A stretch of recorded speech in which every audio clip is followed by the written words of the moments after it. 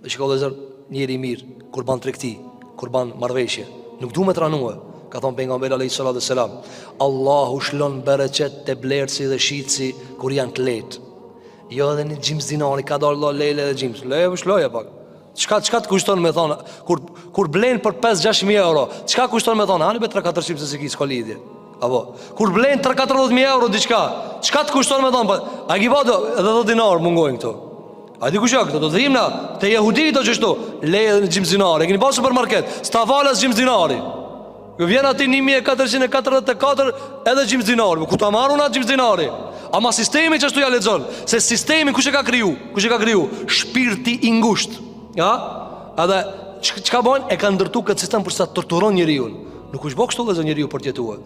Kur e mati 1 kilogram, a do tash 1 kilogram me talltonit a? A me të pazarit? Me të pazarit. A dallon vaga e pazarit dhe vaga e talltonit? A dallon?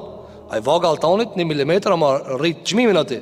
Ama te vaga e zarzavateve, e pemëve, perimeve, nuk ka nevojë me ngushtu shumë. Ata ka thonë, "Ma uridu në shukka alejk." Ka thonë, "S'du me të ranue." Pastaj ka thonë, "Se te gjiduni insha Allahu min as-salihin." Ka thonë, "Ka me të kallzu, insha Allah, se unë jam çfarë?